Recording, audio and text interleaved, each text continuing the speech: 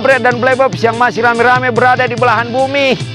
Kalau saat ini masih belum juga bisa pintar, jangan larut dalam kesedihan karena bisa membuat masa depan terganggu. Tapi coba lakukan cara ini agar bisa menjadi pintar, hingga tidur malamnya bisa nyenyak, dan badan terasa ringan saat baru bangun pagi.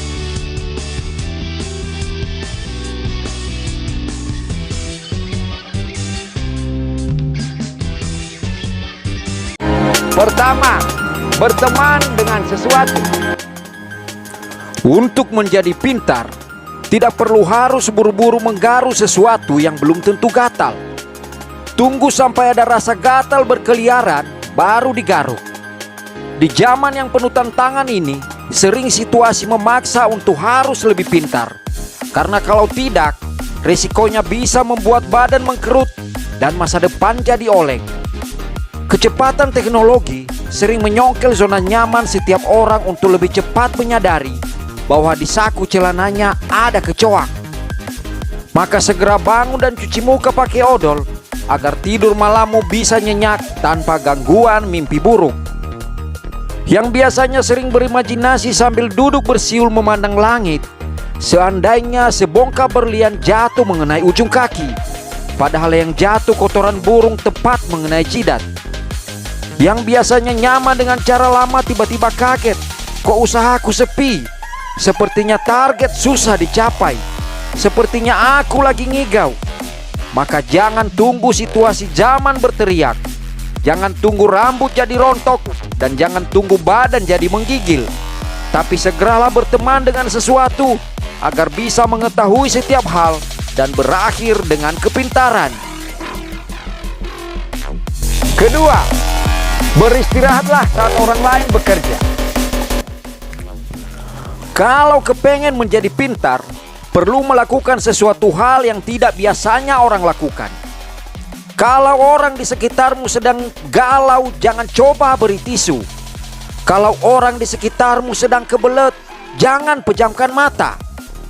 Apalagi kalau kebetulan melihat sesuatu yang menurutmu unik, biarkan saja itu terjadi. Tidak perlu harus melotot hingga mata berair. Jangan ikut-ikutan kalau orang lain sedang bekerja. Nanti bisa merusak sistem kerja saraf yang sedang mengikuti perkembangan zaman. Tapi beristirahatlah kalau orang lain di sekitarmu sedang bekerja. Karena saat itulah waktu yang paling baik bagi sistem kerja saraf otak yang sedang bekerja merekam semua kejadian yang ada. Biarkan hal itu terjadi sambil memejamkan mata agar bisa menyerap energi baru masuk ke dalam pikiranmu. Dan setelah 1 jam kemudian, buka mata kembali dan Anda pasti merasakan bahwa Anda sudah mulai pintar. Ketiga, sering membaca. Seorang penulis dan filosof Prancis yang bernama Voltaire pernah bilang begini: semakin aku banyak membaca, semakin aku banyak berpikir. Semakin aku banyak belajar, semakin aku sadar bahwa aku tak mengetahui apapun. Membaca bukanlah jenis pekerjaan aneh yang membuat kening mengkerut, wajah keriput, dan badan mengempes. Membaca bukanlah jenis makanan yang kalau ditelan bisa menimbulkan rasa pahit di lidah dan merusak tenggorokan. Tapi dengan membaca bisa menjadi multivitamin baru bagi tubuh dan mempengaruhi cara berpikir dan pasti menambah selera makan.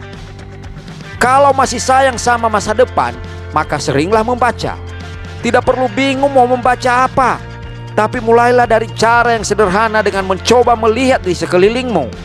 Begitu melihat tulisan, langsung gerakan bibir untuk membaca. Jangan anggap bahwa tulisan itu tidak penting, tapi biarkan pikiran bekerja dengan membaca setiap tulisan yang ada, maka akan bisa berkembang biak dengan sendirinya. Jangan batasi udara masuk ke dalam lubang hidung, karena bisa mengalami gangguan pernafasan dan selamanya tidak akan bisa menjadi pintar, dan selamanya tidak akan mampu melihat munculnya peluang. Tidak perlu grogi karena membaca itu. Hanya cukup dengan membuat bibir komat kamit mirip seperti dukun saat baca mantra.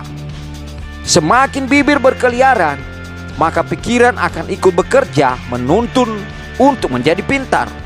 Lakukan cara ini dengan rutin, mirip seperti menarik nafas. Kalau sudah merasakan jarak otak dengan bibir sudah mulai dekat, itu pertanda bahwa Anda sudah mulai pintar. Keempat, makan yang berprotein.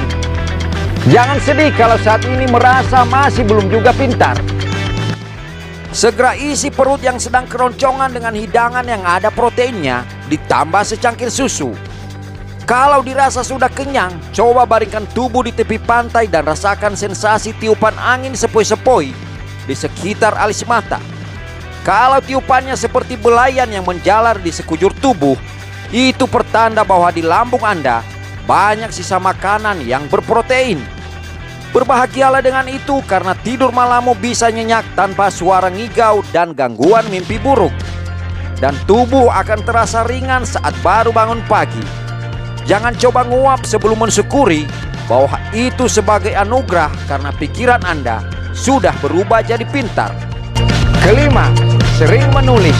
Orang yang hobi menulis pasti wajahnya lebih terasa awet muda dibandingkan orang yang menghabiskan waktunya dengan ngerumpi.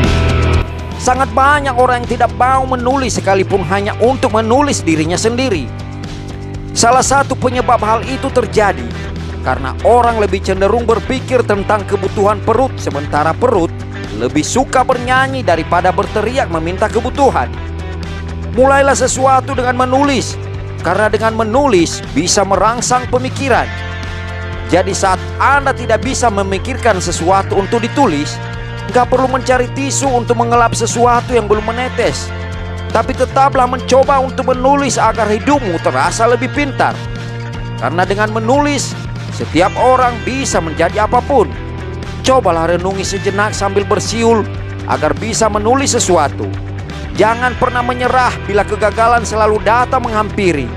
Ulangi terus setiap hari sampai kegagalan menyerah padamu dan Anda jadi pintar. 6. Berolahraga. Bagi yang saat ini keringatnya jarang menetes, itu pertanda bahwa Anda jarang berolahraga. Jangan biarkan hal itu terjadi karena bisa membuat tubuh jadi loyo dan merusak sistem kerja otak untuk berpikir. Kalau ini semakin lama dibiarkan, bisa membuat masa depan jadi suram. Jangan biarkan tubuh lesu dan aliran darah terganggu, yang akibatnya bisa membuat badan penyakitan. Cobalah sering berolahraga, setidaknya 3 kali sehari seperti minum obat saat sedang sakit. Karena berolahraga bukanlah suatu jenis beban yang sangat berat dipikul. Tapi dengan berolahraga bisa membuat lutut jadi kokoh, badan jadi awet, dan pikiran jadi sehat. Berolahraga sangat mudah dilakukan asalkan berani menggerakkan tubuh, menggoyangkan pinggul, dan meremas ujung jari. Lakukan ini kalau masih ada keinginan jadi pintar. Jangan biarkan setiap keinginan lenyap begitu saja bersama hawa tubuh. Ketujuh, bermain tebak-tebakan. Kalau saat ini merasa masih belum juga bisa pintar, padahal wajah sudah mulai keriput, itu bukan karena ulah wajah yang kepengen boros, tapi itu pertanda bahwa Anda belum pernah main tebak-tebakan. Jangan bersedih, apalagi kalau sampai meneteskan sesuatu karena bisa menghabiskan tisu. Jangan larut dalam perasaan sedih itu, tapi cobalah mulai permainan tebak-tebakan setiap malam agar aliran darah bisa bekerja untuk menggerakkan daya berpikir. Lakukan permainan itu sesering mungkin hingga bisa merasakan hadirnya getaran di sekujur tubuh. Kalau getarannya semakin berkeliaran, itu pertanda bahwa kepintaran sudah mulai menguasai area berpikir. Terimalah itu dengan senyuman yang tulus sebagai syarat bahwa kepintaran sudah menjadi bagian dalam kehidupan.